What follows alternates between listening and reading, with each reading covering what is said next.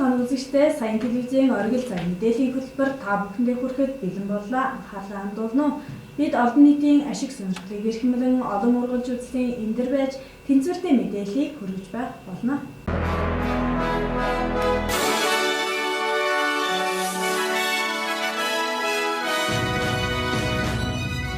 Энэ жил Баянуур сумын сургуулийн 80 жилийн ой тохиож байна.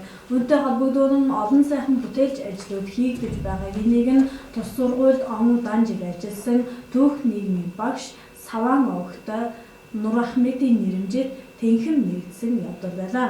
Нур Ахмед багш нь 1924 онд Хятад ард улсын Алтай аймагт мэндэлсэн байна. Түүний аав Саван 1926 онд Монгол улсын баруун хязгаар болох одоогийн Баянуур суманд нүүдлэн сүрчжээ.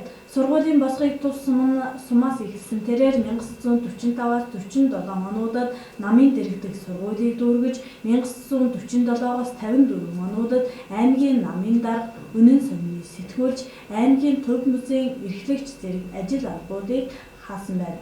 Түүнчлэн Нур Ахмед 1958-аас 62 онуудад Улаанбаатар хотын багшийн их сургуулийг түүх газар зүйн багш мэргэжлээр төгсөж 1962-оос 64 онд Өдгий хотод, 1964-оос 67 онд Увс аймгийн дунд сургууль, 1967-оос 1973 онуудад Баянуур сумын дунд сургуульд багшилсан байна. Монгол улсын Гавьяат, Дүрбит хаан, Арстан, Низам хаан нар Нур Ахмед багшийн шав болгыг энэ дашрамд дуртахын зүйтэй байна. Ингээд улсын тэргүүний сургууль болох Баянуур сумын сургуулийн түүхийн кабинетийг сандал, ширээ, хаалга, цонх, шкаф, проектор, самбар болон танин мэдгүй материалуудаар бүрэн тохижуулж Нур Ахмед багшийн нэрэмжит болгох ажлыг түүний охин Гүлбарш нь эхлүүлсэн байна. Кабинетийн нийлтийн үйл ажиллагаанд багшийн үеэл, аймгийн иргэдийн төлөөлөгчдийн хурлын төлөөлөгч, Үлгий сумын 1-р багийн засаг дарга, Бягмарын төлөвбек болон түүний эхнэр Гавра нар гардан зохион байгуулсан байна. Үйл ажиллагаанд Казахстан улсад амьдран сууж байгаа багшийн үр хүүхдүүд хамаатан цадан төрөл төрөсөд оролцлоо.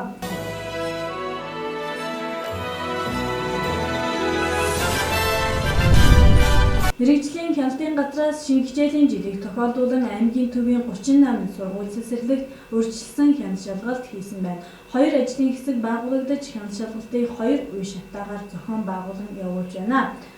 Үүнд хичээлийн шинэ жилийн бэлтгэл ажлыг эртнээс хангах 9 сарын 1-нд бүх сургууль цэцэрлэг хичээлийн шинэ жилээ эхлүүлэх зэрэг 21 албан даалгавруугч биелэлтэнд хяналт шалгалт тавин ажиллаж байгаа юм байна. Ингээд дэлгэрэнгүй мэдээллийг мэргэжилтнүүдээс хүлээн авна уу?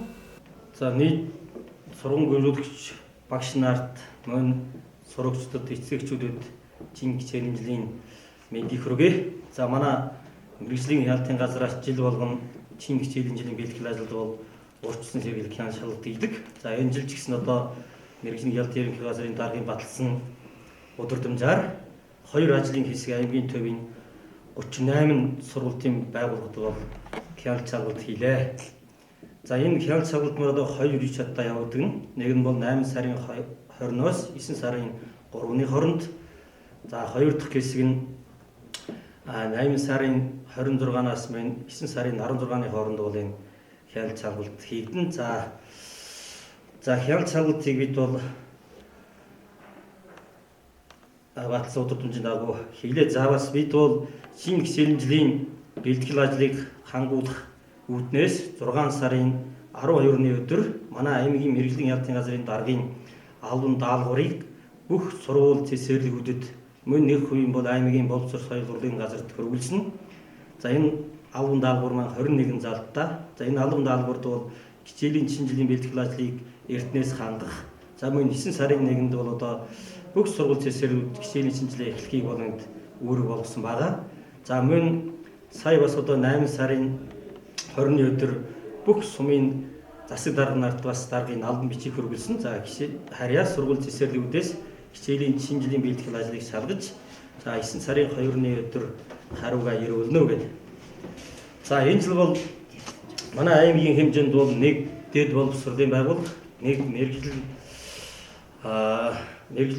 сургууль зөвлөрийн төв, 43 ерөнхий боловсролын сургууль, 41 хүүхдийн цэцэрлэг, 48 дотор байр ингээд хүүхд хүлээж авах сургалтын үйл ажиллагаа явуулахаар болж байгаа. За мөн 24,000 гаруй сурагч, 1537 багч, за мөн 7954 бэлтгэн багшууд маань цэцэрлэгт бол хүмүүжүүлэхээр байгаа. За мөн 1-р ангид бас одоо 2500 гаруй хүүхэд одоо ээлжих урьдчилсан юм төлөв байна. За энэ жил бол 19-20 оны хичээл энэ жил бас одоо хэд хэдэн дараахан онцлогтой байна. За нэгдүгээрт бол бүх хичээлүүдийн цөм хөтөлбөрт бол шинжилгээ хийгдсэн. За энэ цөм хөтөлбөрийн шинжилгээтэй холбоотой 8 сарын сүүлээр багш нарын мэргэжил дэвшлүүлэх институтээс 43 багш ирж одоо манай аймгийн бүх сургуулийн багш нарт бол одоо сургалт явуулсан байгаа. За шинжилсэн хөтөлбөртэй холбоотой. За бид бол шалгалтарын шинжилсэн хөтөлбөртэй холбоотой багш нар маань одоо хөтөлбөр төлөвлөгөө гаргасан уу гэдгийг шалгалаа. За энэ хөтөлбөр төлөвлөгөөний одоо биелэлд бол 80% байна. За мөн энэ жилийн хичээлийн жилийн бас нэг онцлог нь бол хичээлийн жилийн үргэлжлэх хугацаа бол багассан байгаа. Урд бол одоо бага анги 34-7 хоног хичээлдэг байсан бол одоо саяын бадлан шинжилсэн хөтөлбөрөөр бол 33-7 хоног. За ахлах дундаа анги одоо 34-7 хоног одоо хичээлэхээр хичээлийг 7 хоногийн хичээлэх хугацаа маань одоо 7 хоногоор ашигласан байгаа. За мөн одоо багш нарын ачааллыг бас одоо багасгахыг бол энэ жилийн сургалтын төлөвлөгөөнд зорилт болгосон байгаа. Энэ үднээс багаан багш нар маань одоо 17 цаг үндэсний цаг. За одоо багш зогсуулах цаг гэдэг энэ жил ороод ирсэн. Энэ багш зогсуулах цагаар одоо 2 цаг ингээд хичээлээ заагаад явуулах юм аа. За мөн одоо иргэний ёс зүйн боловсрол хичээл бол энэ жилийн сургалтын төлөвлөгөөнд ороодсон. Өмнө бол иргэний боловсрол хичээл гэдэг явдаг байсан бол энэ жил иргэний ёс зүйн боловсрол гэдэг нэгээс 12 дугаар ангид бол энэ хичээл орох юм аа. За мөн одоо багш зогсуулах цагаар сурагчдын хосрогдлыг арилгах, дугуйлан хичээлүүлэх, сурагчид давталга өгөх, бүүн бас одоо сурвалж цэцэгчүүдэд бол иргэний ёс зүйн боловсрол олохыг бол энэ багш зогсуулах цагаар заахыг бол ингээд тусгасан байгаа. За бид бас одоо манай аймгийн багш нарын хангалтанд бас хяналт хийлээ. Манай аймагт одоо аймгийн бүх сургууль цэцэрлэгүүд мэргэжлийн багшлах эрхтэй багшаар 100% хангагдсан байгаа.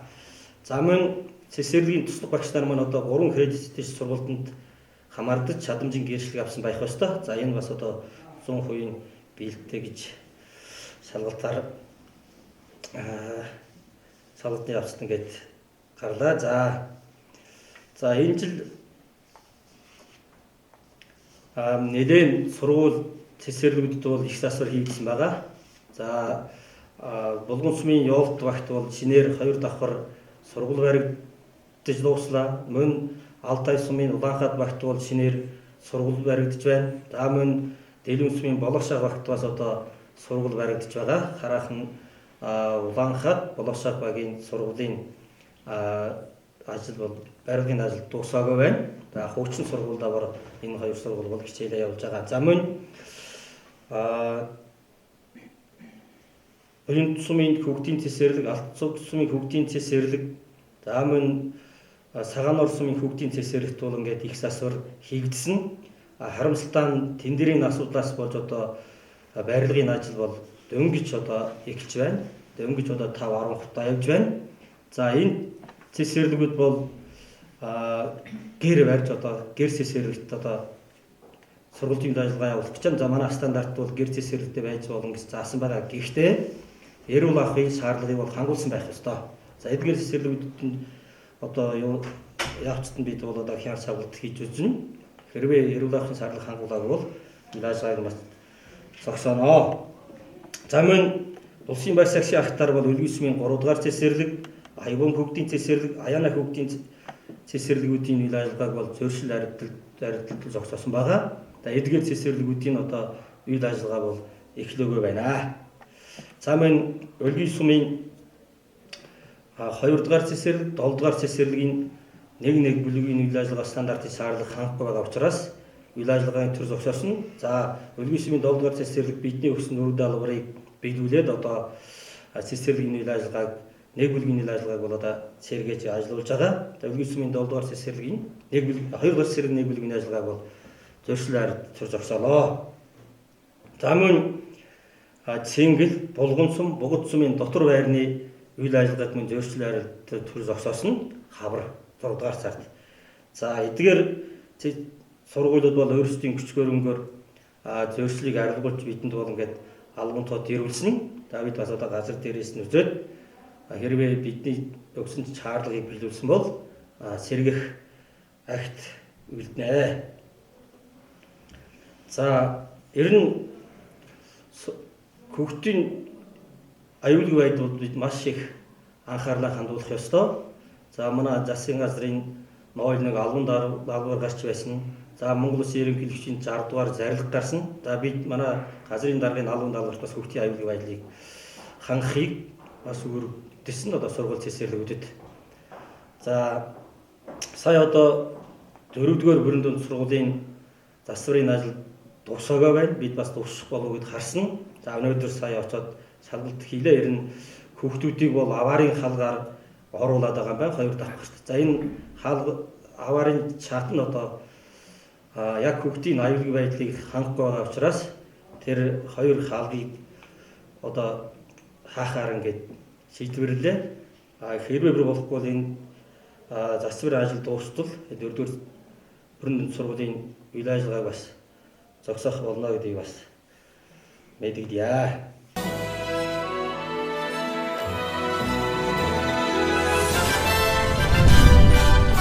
Улаанбаатар хотод энэ сарын 6-наас 15-ны өдрүүдэд болох хүүхдийн спортын 6 дугаар наадамд оролцох тамирчдыг өчигдөр аймгийн засаг даргын орлогч Кавал хүлээн авч уулзаж аймгийн тугийг гартууллаа. Засгийн газрын 2018 оны 318 дугаар тогтоолоор тус спортын наадмыг 2 жилд 1 удаа зохион байгуулахаар тогтоосон байна.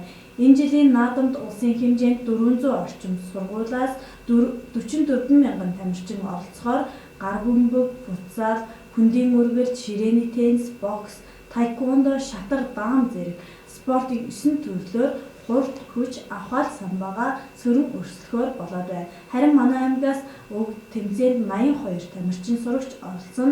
Тамирчдыг унаа хувцсны зардал зориулан 8 сая 300 мянган төгрөгийг орон нутгийн төсвөөс шийдвэрлсэн байна. Аймгийн засаг даргын орлогч Кавал спортын наадамд аймгаа төдийгүй оролцох тамирчдад амжилт хүслээ. Энд хүрээд орон нутгаас бэлтгэн хүргэдэг мэдээллийн хөтөлбөр маань өндөрлөж байна. Дараагийн дугаартаа иргэн уулзлаа. Баярлалаа үзэгчдээ.